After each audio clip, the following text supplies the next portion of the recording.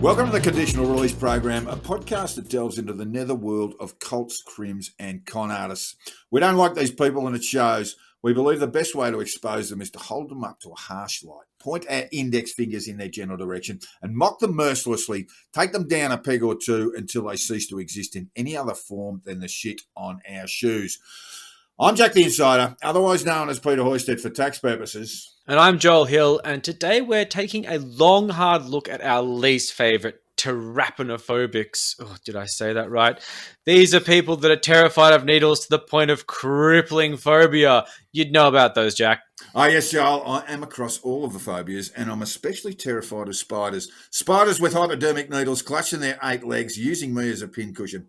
It keeps me awake at night, brushing invisible spiders with hypodermic needles off my face. But let's face it, Joel, no one enjoys having a dangerously sharp 20-gauge needle thrust into their body subcutaneously, with the possible exception of some of our friends in the bondage and discipline community. But what may be a case of simple trypanophobia for so many people, something I know all too well, has taken a sinister turn with the rise and fucking rise of a truly creepy group of people, anti-vaxxers, or pro-diseases as I like to call them.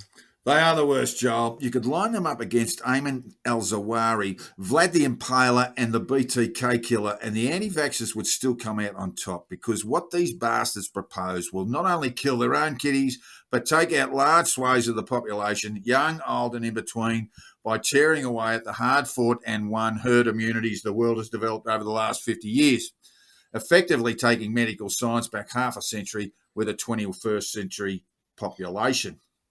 It's quite frightening, Jack. The levels of misinformation spread around on social media have created a looming movement of annoying fuckwits that threaten the health of all of us. I mean, fuck anti-vaxxers, Jack. And we will, Joel. We will fuck them good and hard in our deeper dive. But first, that is to say, that it's time for our weekly news.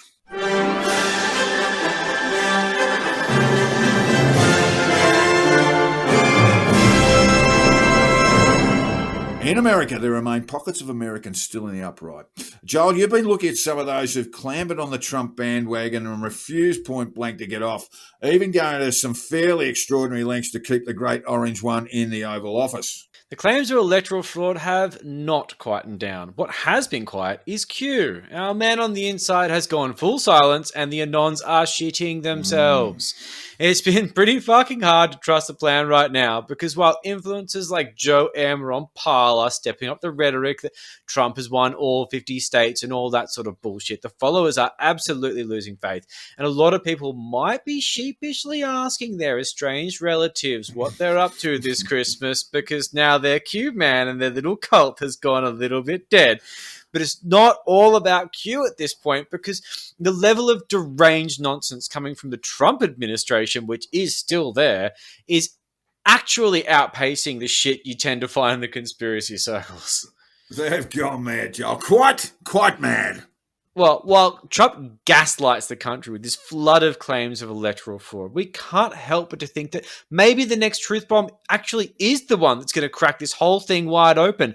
But it's not, though. Poor old Kayleigh McEnany had to front the press with her 234 pages of affidavits detailing some kind of electoral fraud. And while the administration is seriously hoping that the headline simply reads 234 pages of affidavits, which sounds pretty cool, they will be incredibly fucking lucky if nobody reads the actual affidavits. Nice. Because basically the problems can be traced back to this.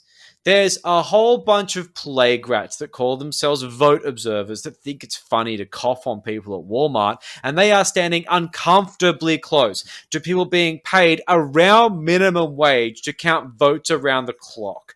While they try to get on with counting said votes, they are showing that, these fucking observers have no idea how vote counting works and are interrupting them constantly. Back that up with the fact they literally believe that the National Guard put watermarks on the ballots and the entire thing's on a fucking quantum blockchain. These people who believe that are some of the affidavits in Trump's 234 affidavits. I shit you not. It is absolutely no wonder that not only do they get kicked out of the vote counting places, but people cheer when they do. They're pests. Well, it's more than that, Joel, because in trying to expose electoral fraud, it turns out they're actually committing electoral fraud. Well, look, electoral fraud is one thing, but dealing with irritating dickheads is another. These people are clearly the most irritating so-called fucking vote observers the GOP could possibly find on any given day, and they stuck them in the room with these poor, unsuspecting counters. I swear to God, it is just to fuck with them. But honestly, if this is democracy in 2020, I'm hopping on a rocket ship to Mars with old mate Elon Musk because I am fucking done. Joel, but look, Joel, you might want to relax because if you're looking for a date when all this madness will be over and you can put the feet up, the Electoral College is due to convene in a month's time. It's just 30 odd days away. For those fans of colonial Americana, yes, the Electoral College does still sit, just like in the good old days when they'd gather in their pantaloons and pounded wigs and talk about the inalienable rights of man while every bloke in the room owned several hundred of them. Yeah. But while slavery's gone, it's a treat to learn the Electoral College, a symbolic body up until now, will sit with their freshly printed certificates and roll out who won and by how many, and finally give Donald J. Trump the arse. And that's December 13 for punters. And at that point, the Trumpster will have to be sedated and fed chicken nuggets with a selection of sauces through an intravenous drip. Yes, he will. Meanwhile, back in Australia, the Prime Minister Scott Morrison has called for the media to stop referring to Malcolm Turnbull's edict, the Bonk Ban. Australians were assaulted by images of ministers of the Crown on the horizontal, faces turning bluish purple. They got all squinty and made their own faces. Terrible business. Yes, a four-corner Jacques pointed a nailed finger at not one but two ministers alleging sexual dalliances, which have been acknowledged in the case of Family Values Waller Population Minister Alan Tudge, while AG Christian Porter has called for the third umpire. It's like thinking about your parents fucking, like it happened, it happens, but the visuals are just not something you really want in your mind. But the reason why it's so ugly, in my opinion, is that terrible power imbalance between a minister of the Crown and one of their staffers. The power dynamics here are not fucking okay. Ministers under Scott Morrison, and this is the kind of shit that started under Howard, they don't get sacked, they get fucking cancelled. And when the ministers get promotions, the girls are nudged out and forgotten. They're tudged out. It's bullshit. Tudged out, yes. And with that in mind, ScoMo got to his feet, spoke over the top of several women, and mansplained to the media that the term Bonk Ban did not have the required gravitas and urged a change. So, from this moment forth, the Bonk Ban will now be known as the fuck freeze. Here. That should add a bit of much-needed class to a rather dismal situation. Yeah, well, in other news, Pauline Hanson has inevitably given that nod that we were all expecting to the Q loonies. Yes, I did tip this one, Joel. Yes, you did. It's on the record. And she really jumped on the idea of a great reset, which I find is very funny. This one is quite fresh, and I think we should have a look at it next week because I'd like to have a look at it in detail, listen to the speech, check out the press releases, because the whole thing is basically, it's a topic at the World Economic Forum about how capitalism should and can reform after these quite profound shocks of COVID. And there's a lot to it. And honestly, as someone who has a degree in political economy, I don't want to fuck this up. But on face value, this is very funny. Like, she has absolutely shit the bed and she's drumming up this Red Scare 2.0. There are globalists, Marxists, Stalinists, Maoists, all under the bed. Fuck me, I can smell it from here. I want capitalism back. Socialism smells like shit. Look, I must say the redistribution of wealth has never been famous for keeping their body odor under control, but that's not what we want it for. We just need a bogeyman on the left to ensure the rich get richer, the poor keep counting votes while being harassed by arseholes in counting rooms, and the status quo stays the fucking same.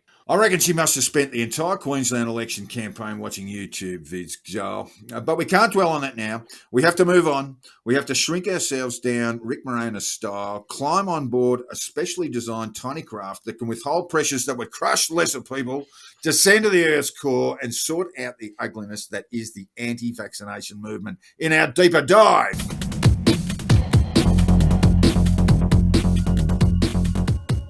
The modern anti-vax movement can generally be traced back to discredited doctor and serial grifter Andrew Wakefield. I mean, basically, this dickhead linked the measles, mumps, rubella vaccine to autism in 1998, off the back of a study with 12 kids, which was published in The Lancet and eventually retracted, pissed on, and burned in a car park. This is one of the most egregious cases of fraudulent science in modern history. You see, Wakefield had his own patent ready to replace the MMR vaccine with a single-shot version. And not only that, he was a consultant for a class action for a bunch of parents who blamed the MMR for their children's autism diagnosis. He stood to make a lot of money from this, and he did make a lot of money from this. And since then, he has been a serial pest in the anti-vax movement, creating the propaganda film Vaxxed, which is a complete piece of shit, because it's not a fucking documentary or a film, it is an advertisement for a cult.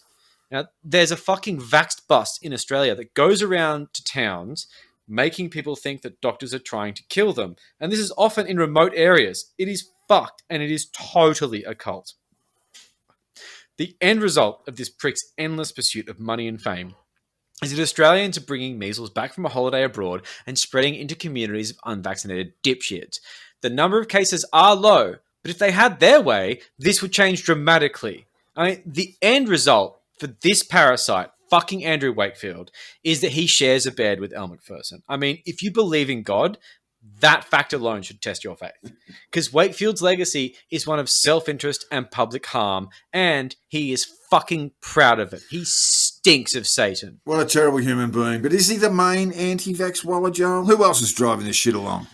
Mate, I would say the main man is Robert F. Kennedy Jr., who is the founder of the Children's Health Defense. And where is he on the Kennedy family tree, which obviously has a few broken branches on it? He's the nephew of JFK, son of Bobby. Afraid so, mate. But even the Kennedys don't invite him to Christmas these days. Yeah, there's been a bit of awkwardness there. He brought it upon himself. Most of the anti-tropes that I've at least seen are complete bullshit. And a quick Google search, which I do on a routine basis, will show you that almost all, but it's made up. It's straight up lies. If they had the decency to take their own advice and do their own research like I fucking do, they would know this. But the facts get in the way of a good story, and the entire anti-vax cult is based around good stories. And look, while people are terrified to call this kind of behavior out, and I don't blame them, I'm going to fucking say it. Most vaccine injuries are a lie. Some idiot saw a fucking anti-vax meme on some Facebook group, and suddenly every ailment Junior has is from a vaccination. The correlation is not causation. I've heard doctors' reports of pediatricians saying that the timeline that these people quote doesn't line up, but it doesn't matter because these people go as far as making a living from it. And at that point, they're too far in. They grift donations by shoving pictures of their dead children in the face of empathetic people, and these people are vulnerable to such horrific appeals for money. And good on them in a weird fucking way, because your kid's not vaccine injured. And that's the thing. Stop trying to make your story more powerful by becoming some kind of victim, because people do get sick and genes are a bitch and environments are complex. And in the rare cases, and the rare fucking cases of an adverse reaction to a vaccine, which do happen, that's objectively tragic. They're fucking rare. I guarantee you most of these vaccine stories are not traceable to vaccines. Just like when kids die from the measles, that's tragic too. And you pretend that wasn't a thing. It fucking sucks. All it fucking sucks. But at the end of the day, if you make a fucking spreadsheet, vaccines save lives. You just don't happen to hear the stories of the kids dying from the measles because it no longer fucking happens.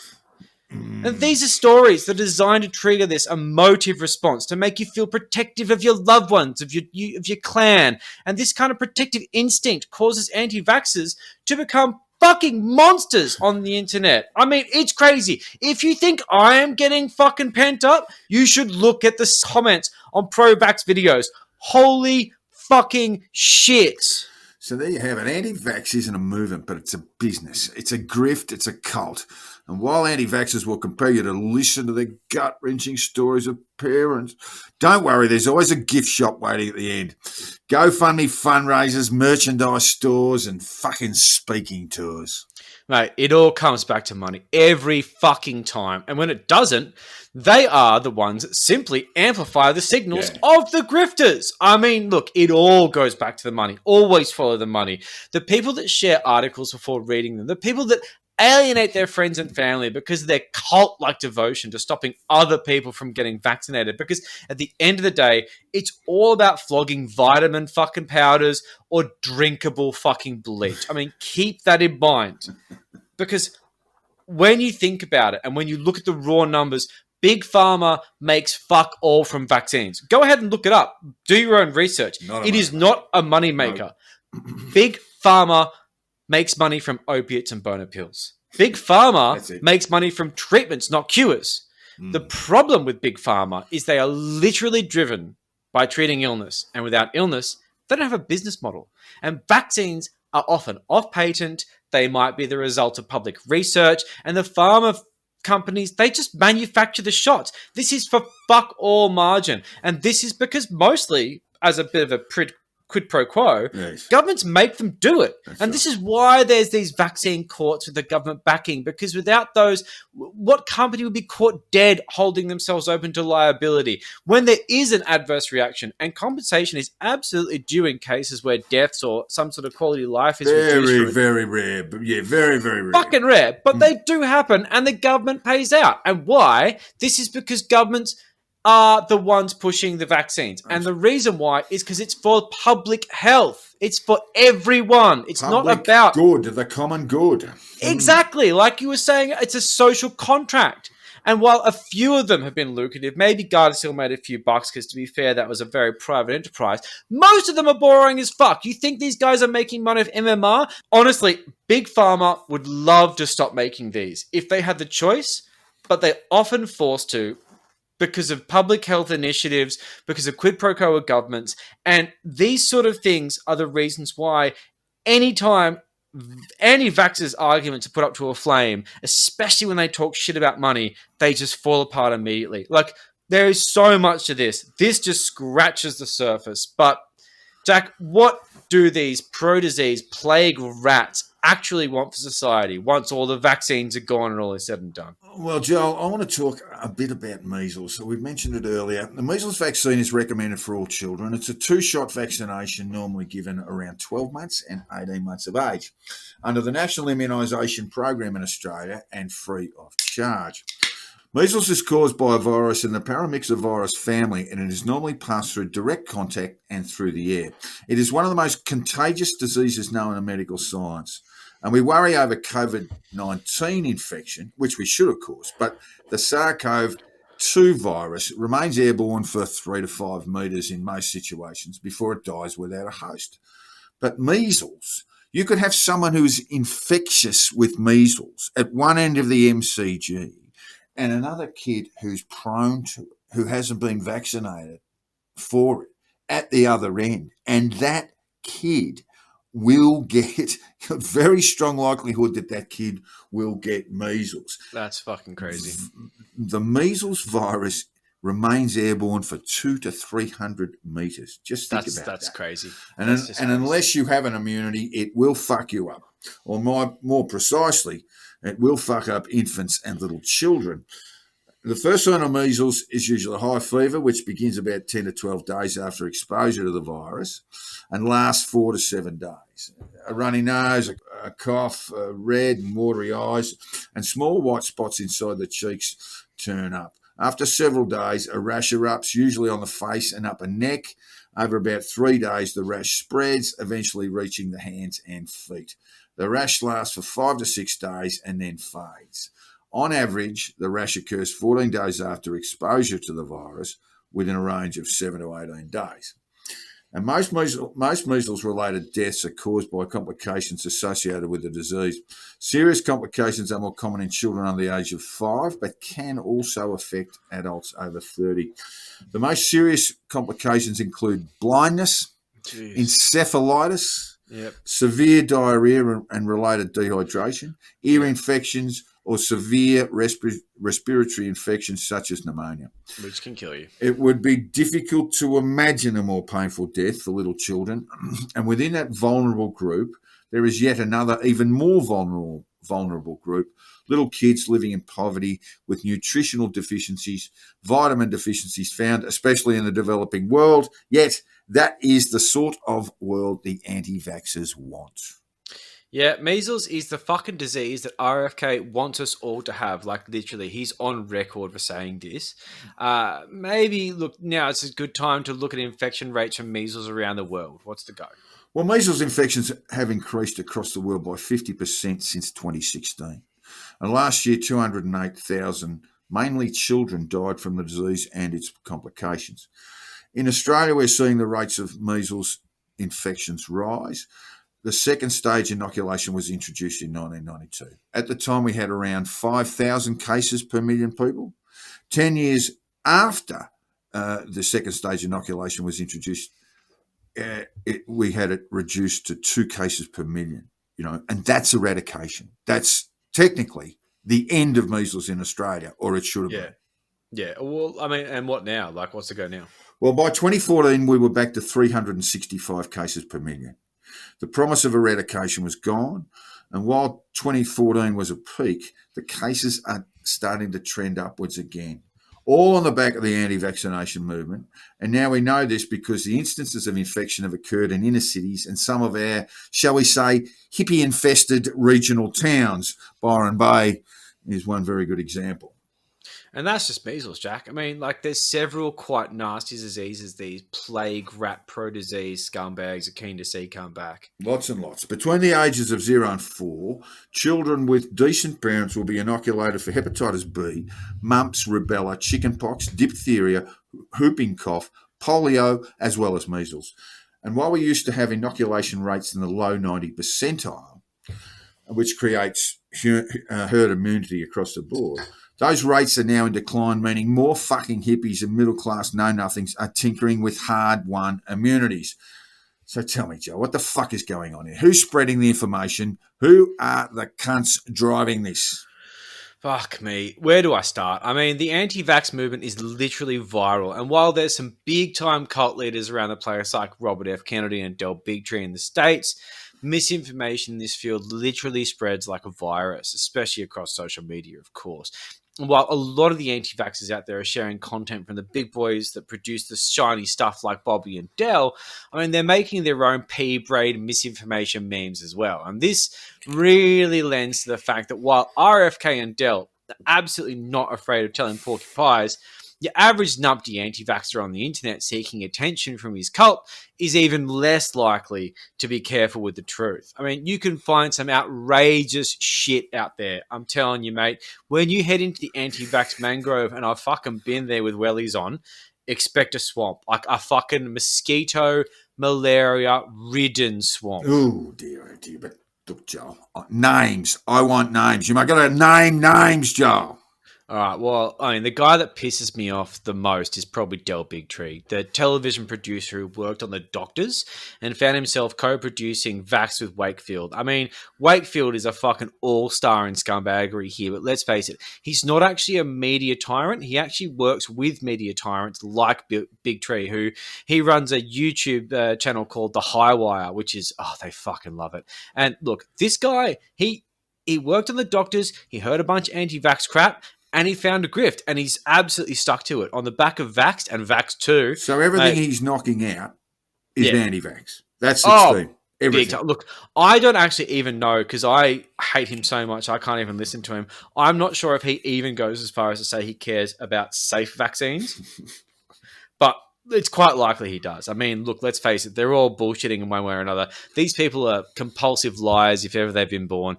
Then you've got fucking, RFK. Robert F. Kennedy. Bobby's young fella, yeah. He's an environmental lawyer, so he knows everything about medicine, doesn't he? Well, that's the thing, mate. Like, I mean, the sad thing is this guy apparently did some really great stuff to stand up for the environment. And as someone who, leans a bit green on some of these things, I'm probably happy for him doing it. But you know what? You can go fuck yourself now, you piece of shit. I hope you die. So he's really well respected in that sort of field. And he's like a rock star. Yeah, it adds to a bit of integrity. It adds to that sort of, this is the man to be believed. And while it's complete falsehood. I mean, he's an environmental lawyer, which means he's a lawyer who specialises in large lawsuits against corporations. He's a professional rinser. He knows absolutely sweet fuck all about medical science, epidemiology, virology. You know, if we got him a texter and a postage stamp, he'd probably be able to write everything he knows about epidemiology on the back of it. The anti-vax community are lucky to have a fucking arts degree between a lot of them. And yet they dwell so hard on whether Bill Gates has a fucking medical degree or not. And yet their thought leaders haven't got any credentials whatsoever. No. It's embarrassing. And the ones that are doctors, well, they think that demon sperm is a thing. So, I mean, let's not even fucking go there. But RFK is amazing. He literally thinks that measles is good for you. He thinks that it lowers your risk of non-Hodgkin's lymphoma and you should basically catch it. But the thing that's really interesting about non-Hodgkin's lymphoma and the biggest thing that stops that from happening is being dead from measles. It's a fucking surefire cure. Yeah. And what about in Australia, Joe? Oh, in Australia, it's tricky. Pete Evans has said, as his lawyers have repeated, he's pro-safe vaccine. Yes, he says so. Yes, he does say so a lot, and he's quite cagey about the whole thing. He is. He has, but at the same time, euphemistic responses. He speaks loudly with a lot of very established anti-vaxxers, which, if you talk to them, you will find much more anti-vax material. So it's kind of like the whole thing with Nancy Reagan and the idea that there's a gateway drug. I'll be the first to admit that my weed dealer, when I was a teenager, introduced me to acid. I mean, gateway drugs are totally a thing. I mean, once you know the guy, then you start getting the good shit. Well, it's just an obvious sort of thing, though, isn't it? I mean, it is. You know, a gateway just is another way of saying a natural progression. Oh, totally. And the algorithms lean toward this. When you start saying, okay, well, I'm going to look up Del Bigtree. Okay, I'm going to look up Pete Evans. Oh, I'm going to look up David Icke. Oh, I'm going to start looking up Holocaust denial. I mean, I get it. But Pete sits nominally on the fence, and we know he's extremely litigious, young Pete, but he sits on the fence. But there are others, aren't they, who've just climbed over and just kept on going. The other one in Oz that I would say is probably the superstar of the movement is Taylor Winterstein, or otherwise known as Taze Way. She's one of the footy player wags. She is a serial anti-vax pest. And I mean, look, I have not looked into her far enough to know how she qualifies her anti-vaccine stance, but it is aggressive. This is the kind of person that really makes the anti-vax stance militant and quite terrifying. And I think that recently she said she was going to take a break from social media to spend more time with her children. And all I could think of was, thank fucking Christ. Look, I'm greatly relieved to hear it too. Who else we got? Well, look, if we want to go further down the spiral, there's some really, really dark places where people have exploited the deaths of their relatives or children or severe illness of their loved ones. And I find this stuff even hard to wade into because, honestly, it is just thick shit. Evie Kloeb's sad story, smothered by her mother when she rolled over on her when they were co-sleeping. This is something that is just, it's not arguable. The medical examiner, the autopsy, it all came back. How old was Evie? Yeah, she was about 6 months old.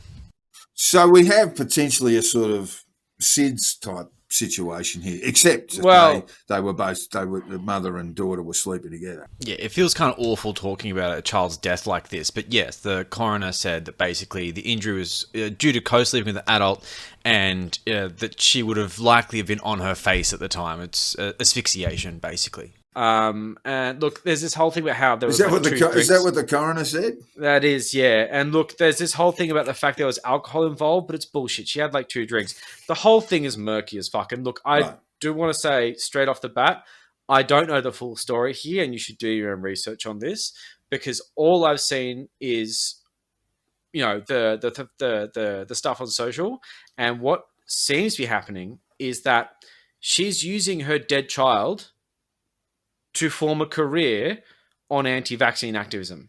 She might be riddled with grief, and I suspect she is. She's in a state of traumatized Yes, denial. and so this is basically bad. she has rationalised what was a tragic circumstance and a tragic outcome, and she's rationalised by jumping on the anti-vax movement and making some coin out of her dead daughter. And getting a purpose and getting validation and all of the usual drugs. And the thing is, look, I've got a few names here. I'm actually reluctant to mention them because I feel sorry for them. This is not unusual behaviour at that level of the anti-vax movement. They're using the illness and or death of their children. Absolutely as regrettable. It's a grift. And adopting the anti-vaccination movement. I suspect there are a number of legal cases. There are a number of suits filed by these people against. These are very litigious people in the States. Yeah, absolutely. And they also they sue critics like ourselves. And they also take out a lot of billboards across the state, and that's sort of the umbrella they work on to raise funds. I'm going to put a billboard here, I'm going to put a billboard there, and anyone who really truly believes in the bullshit they're being fed is happy to shell out some money to go toward these fucking billboards. Well, look, I've just got a quick message for Katie Clobes and the people of that ilk. In fact, Katie's the only one we've really named. But Katie, if you think you're a shot in Australian defamation law, you might be right. Have a go, and we will drag every single bit of shit out on your life and produce it in a court of law. Have a crack if you like. Go your hardest. I think most of her threats end up being empty. But I think also like that goading there was also empty too. Let's not get sued today. Let's face it though. No. We walked into this knowing exactly what we're up for. There's a very good PR angle that we may not be willing to explore. Yeah. It could be worth it. It could be worth it. Look, you've got nothing to come. You can't wring blood from a stone. I tell you what, I'll give you my bank details and you'll know what's on. So I think one of the things that's really interesting and like really quite, harrowing about all this sort of thing when it comes down to the result of vaccines, which these guys sort of claim, which is the big bogeyman of autism. The worst thing ever. Yes. The adverse reaction, the injury. Yeah, that's right. So basically, there was the Wakefield introduced this connection. That's right. And because we have higher rates of diagnosis, higher and earlier rates, so we have earlier interventions, we have far more knowledge on autism than we did even 10 years ago. And certainly the DSM changes, blah, blah, blah. Yeah, exactly. Well, it's neurological. And as well. So we have more diagnosis and we have more treatment and management and it's a much better place and great strategies for autistic children, or children, we should say, on the spectrum. Absolutely. And so we do have higher cases because we have more diagnosis. Absolutely. And that's the issue. But the anti-vaxxers are saying, oh, no, there are more. And actually, Donald Trump tweeted this stuff up in 2014. The kids go away and they have a needle and they come back autistic.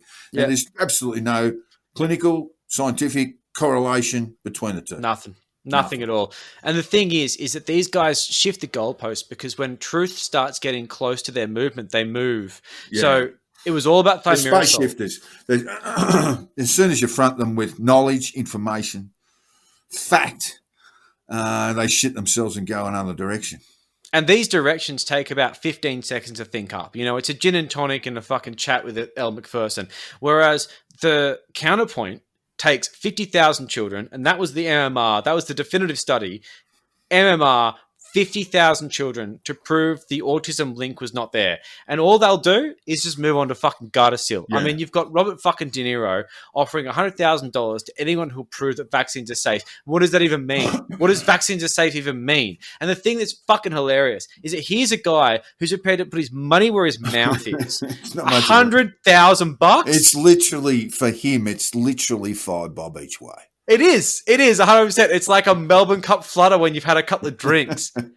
It's a come on. And this is something that the anti-vaxxers, and I've seen this over the last decade or so, because it was a long time since the Tribeca Festival where he pulled vax and the whole thing about the 100K came up. Mate, if you are seriously going to say that vaccine causes autism and you want to say, I want proof that vaccines do not cause autism, and if you've got it, I'll give you 50 mil. Now we're talking, old Bobby.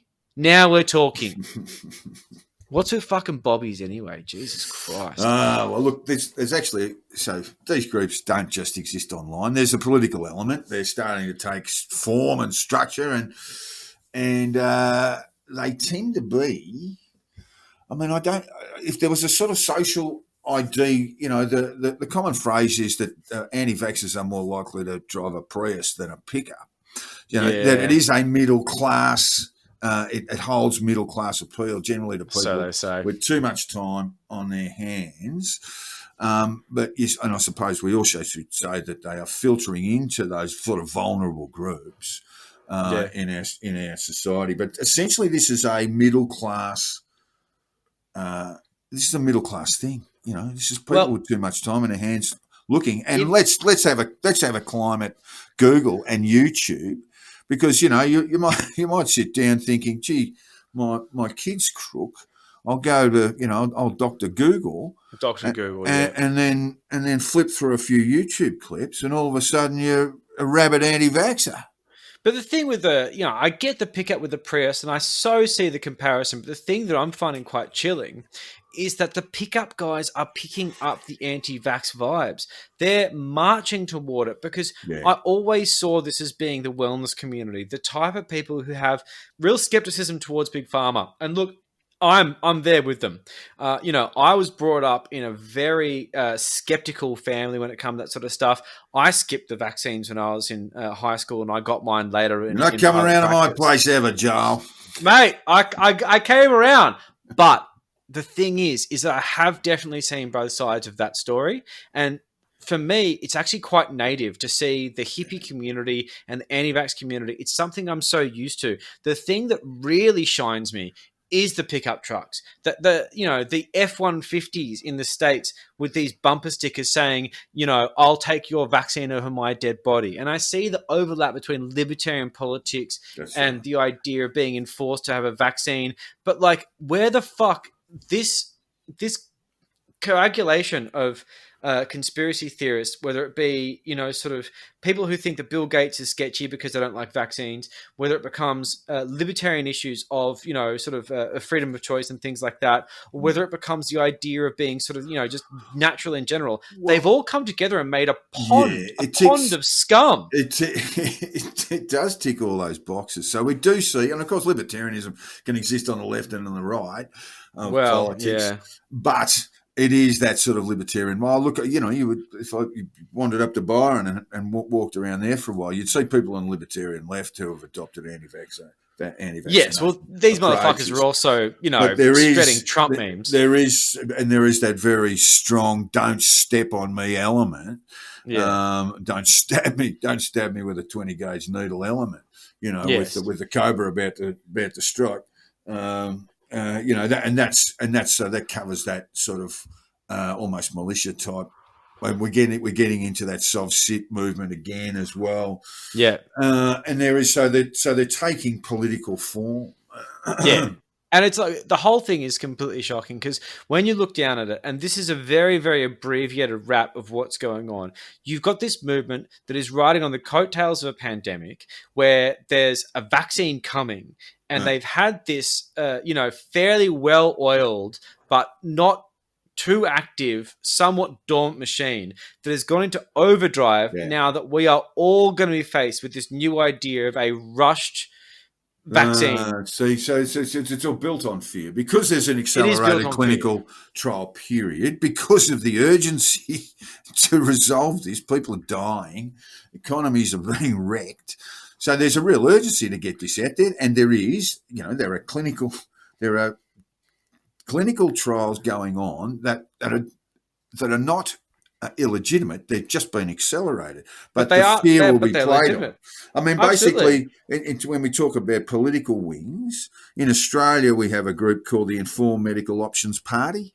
We do. Yep. And that's, I mean, informed medical options. I'd love to be informed about medical options, but it is essentially anti-vaccination or the political wing of the anti-vaccination movement in Australia, and they pop candidates up. They tend to get very small fractions of votes, but if you have a look in some electorates, they're popping up at 2 and 3%. Yeah, well, thank Christ for that, because realistically, they're getting under the general margin of getting funding. I would hate to see IMOP start getting government funding for what they do. Yeah, but and they do, of course. But if you run, you continue to run candidates in the Northern Rivers of New South Wales, electorates in the Northern Rivers of New South Wales at state and federal level, you're going to start getting some. Well, they might start getting their money back. Yeah, they'll start getting their money back. They might start getting even a bit of federal electoral funding. A bit of Australian Electoral Commission funding. And these guys don't even need to get their, the seats. They don't even need them. Their presence is a problem, because what they'll do is they'll spread this misinformation, and this misinformation will reduce vaccine rates, and that will cause us to have issues when some bloody lovely kid goes off to an interesting developing country on some sort of volunteering fact-finding gap year, comes back with the measles, and now all the fucking Northern Rivers have fucking measles. I mean, this is fucking ridiculous. I mean, the thing that really, really shits me with this is that you've got these people who are happy to see these ridiculously small, and let's face it, like the odds of dying from any of these diseases are really, really small. Fair enough. But when it comes down to the adverse reactions of these vaccines, they're 1 in a million. Well, absolutely 1 in a million. But I mean, if you're talking about not vaccinating people for polio, measles, rubella, diphtheria, these sorts of diseases, when you count up the infant mortality rates of these disorders, conditions, diseases collectively, then you start getting into some big numbers. Very real. Yeah, it gets very real. And the thing that really shits me, though, is you've got these assholes who are almost inevitably denying the existence of COVID, or at least denying the lethality of COVID. Yeah. And they are sitting there saying that COVID has a 99.9% recovery rate, which means that 0.1% of the people are dying, which is a lot of people. But then on the other hand, they scream about adverse reactions to vaccines, which are 1 in a million. And that is on a balance of probabilities basis from a fucking vaccine court, not even deaths. It's not even deaths. It's not even 1 in a million. And these people seriously are happy to see 1 in 1,000 odd people die, but not 1 in a million have a fucking fever. Yeah. Anyway. Yeah, that's a good way of putting it. I mean, it's deeply concerning, because we are on the verge of, a pandemic, possibly a pandemic ending vaccine. That's it. And the question is, will there be enough Australians who will take it? I'll be right up front. I'm more than happy to look at the clinical testing data, and if we have got approval from the FDA, if we have approval from Australia's Therapeutic Goods Administration, mate, I'll be first in line. 6 months ago, I would have thought I'm a little bit freaked out by a COVID vaccine that's being rushed through the channels. Right now, after the amount of research I've done to see both sides of the argument, because honestly, I have given these fuckers a lot of space. They failed at every turn. I have absolute confidence in not even looking at the clinical data. I'm happy to just ask a couple of mates, because I actually know scientists. Well, I mean, when I look at the clinical data, it's probably just as have faith in the Therapeutic Goods Administration in Australia, which is absolute experts, and have faith in the Food and Drug Administration in the United States, who've basically had their problems just dealing with Donald Trump, but have remained really pure. Shits me with this. Like, this whole entire thing is this erosion in trust in experts, not only when it comes to science and medicine, but also in journalism. The fact that Trump made journalists enemies, this is ridiculous. people who have conspiracy theory ideals that think that the mainstream media are against them, that doctors are trying to kill them, and that scientists are all liars, do not fucking know any journalists. They do not know any scientists. They do not know any doctors. They certainly don't know any fucking politicians. And I tell you what, the amount of people I know in these fields have been very reassuring, because you suddenly realize that you actually know cogs in the machine and you see them. But these people who've never met people, they haven't gone to Sydney University, they haven't, met these amazing people who actually affect change. They're terrified. The processes the drug companies have taken to clear the safety of these shots has given me a fairly overwhelming sense of confidence in their safety. Like, if there's one thing I'm immune to at this point, it's bullshit. If you try to make me scared of something, I'm going to double check that, because I'm always going to be skeptical of some kind of anti-vax fear line that tries to feed me a whole bunch of nonsense, which is either kind of true, but mostly hyperbolic, or complete bullshit. I mean, conspiracy theories at this point are not compelling. They're just annoying as fuck. And I'm always open to the idea that some of these have a kernel of truth, but it never shows up. And honestly, like, at this point, we've got COVID. It's a thing. There's a shot coming, and either give me a good reason and stop lying, or just get a new hobby. Like, for fuck's sake. Because at the end of the day, anti-vax is a grift and anti-vax is a cult. And they appeal to the emotions of decent people and then exploit their decency for money, and this shits me up the wall. It turns otherwise rational people into frothing armies of idiots on social media that think they're saving the kids, but all they're really doing is lining the pockets of a bunch of shysters pushing ableist bullshit to suck money from rubes. I've lost friends to this cult, so it's personal to me, and while I've held back a bit in this episode, I think we're going to return to this topic in another one to flesh it out further. But for now, I think we're done. Well, Joel, I can see steam coming out of your ears, and your eyes look like piss holes in the snow. Your blood is truly angry up, and I don't want you to bottle that up. I want you to release it. Get to your feet and get a rant going on anti-vaxxers right now.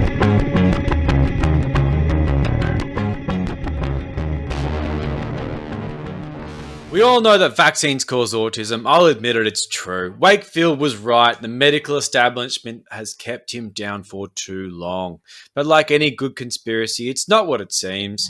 While the idiots on the internet point their fingers at the big military pharma autism complex, the real issue lies in your hand or your pocket or on your desk or whatever. While people like Jenny McCarthy like to think that people with autism, including her own son, don't have souls, I think they're fucking heroes. It's pretty bloody difficult in a world that leans so heavily on being picture perfect and on point at all times to find yourself a little bit different, and that's bloody hard. And I tip my hat to them, because good on you. Keep fucking going. Because you see, anti-vaxxers use kids with autism as bogeymen, and for that they can go fuck themselves. Neurodiverse people, except for the ones on 4chan, are fucking great, and we should celebrate them and not label them as vaccine injuries. But if I can't convince you to be a decent person, I can at least show you that it's in your best self-interests to respect our mates on the spectrum. Because you see, we live in a time where technology has become essential to our lives. We can't take a shit without interacting with a microchip or two. Without technology, we would be stuffed. So where the fuck do you think the technology is coming from? It's the kids with autism. Everyone loves Elon Musk. He's going to save us all by taking us to Mars in a well-branded rocket ship. He's going to save South Australia's power grid with a giant bloody battery. He's autistic as fuck. I bet he had 2 injections because his parents knew he'd be special. Steve Jobs. Everyone loves old iPod pants. He revolutionized the things we put in our hands to avoid interacting with other people. I reckon he was right on the spectrum. But how good are fucking MacBooks? I mean, he probably did a measles, mumps, rubella chaser after he drank those dumb fruit juices that eventually killed him. We all know Gates is a raging aspie. Most of you use Microsoft products to post misinformation about the Bill and Melinda Gates Foundation without a shred of irony. Mark Zuckerberg has never made eye contact with anyone ever. But how the fuck do you think you would share all your anti-vaccine bullshit without the work of that vaccine-injured innovator? I mean, they're all autists and they've changed the world. We should rename Silicon Valley to Spectrum Valley. I mean, send our tech recruiters to the special schools because we're going to Mars and the kids with autism are taking us there. So what happens if we stop vaccinating the kids? We're all fucked. I mean, if autism disappears, then what? Are you going to make the next Facebook? Piss off. You can barely tie your own shoes. We need these little geniuses to make the MacBooks, to keep the lights on while we're thrashing the power grid with needless air conditioning and outdoor beer gardens, and to eventually ferry us off to Mars once we finally fuck the planet and burn all the oil. So I say vaccinate the kids. Vaccinate the shit out of them. Give them a daily shot of MMR before breakfast, because without them, we are fucking doomed. So here's a cheers to those out there riding the spectrum. We see you, and you're not a fucking injury. Jesus fucking Christ. I'm scared and angry. I think we need to take a breath and cogitate on this. But we can't. We have to keep moving. And so, Joel, are you ready? Have you composed yourself sufficiently to intro our next segment? Or should I ring 000? I'm good, Jack. I'm actually a bit better after all that. Now, Jack, you've been keeping a close eye on the idiot foul son of Donald J. Trump. Eric Trump. He loves his dad, but he gets brushed off at every time it reaches out to him, leaving him in a state of deep existential crisis. Eric Trump, he's like a bastard on Father's Day. Sad.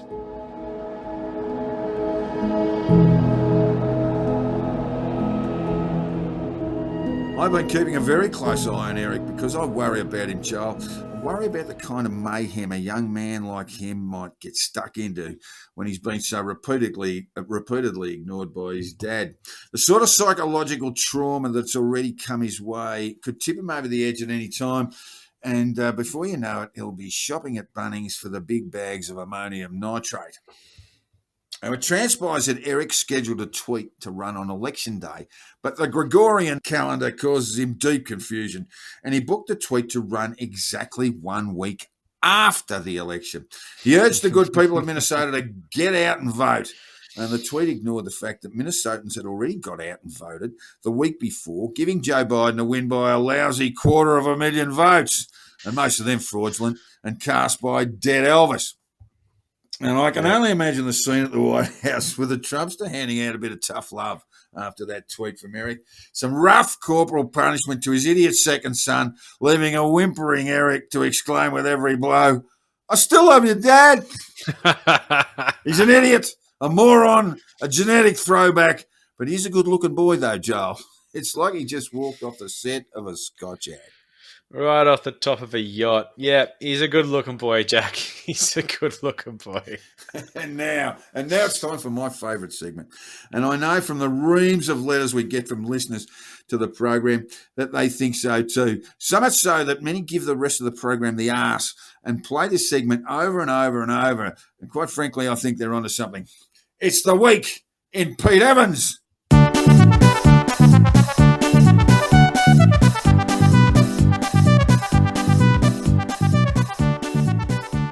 Another huge week from Pete, Joel. Yeah, it's been an enormous week. Vast week, Jack.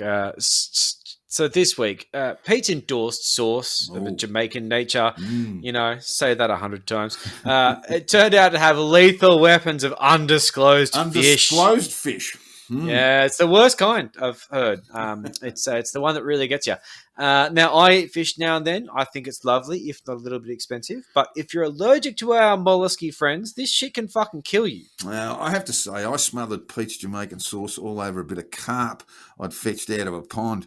Now, I am allergic to carp and went looking for a bit of Pete's jerk carp Jamaican action to take the edge off it. In the seconds before the anaphylactic shock kicked in and my tongue swelled to 12 times its normal size, I have to say it was delicious. And I won't have a bad word said about Pete. I love all his recipes, even the baby formula made out of old chop bones. That's actually my favourite. Look, it's a worthy death. The thing with Pete is that he's not one to admit defeat. And his silence on this issue has been deafening because, akin to his mate Donald Trump, he's not about to concede that his endorsed sauce contains anything but the finest of activated nonsense. The only people Pete's Jamaican sauce will kill are those that deserve to die, and that's the final word, because Pete knows who should live and who shouldn't, and that's the world we should all strive to live in, because natural selection should be paleo style. Paleo style, that's right. And that was another week so huge that I fear we may have to add an 8th day in there Call it Evans Day, if you like, just so Pete can cram even more into it and keep us amused. We love you, Pete. Yeah, it looks like Evans Day will be the day we spend selling multi-level marketing essential oils to our friends. It's what you do on Evans Day, Joe. It's the day of the Sabbath.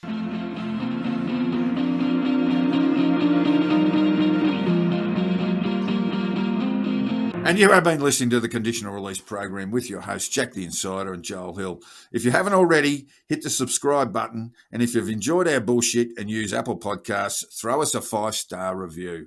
If you want a bloody excellent deep dive on anti-vaxxers, check out the Paranoid Strain for a seriously deep dive on the topic. Their anti-vax episode is the best thing I found all week on this. It's got some really good shit in there we didn't cover. It's fucking long too. Jack can be found on Twitter on @JackTheInsider and Joel on @CrunchyMoses with a K. We've set up a Facebook page, which you can find fairly easily if you search for the Conditional Release Program. And finally, all feedback, tips and death threats should be sent to the Conditional Release Program @gmail.com. We would love to hear from you, even if it's simply to tell us that you have plans to sneak dangerous allergens into our food and poison us. Thanks, listeners. Thanks, listeners. See ya. Catch you next week.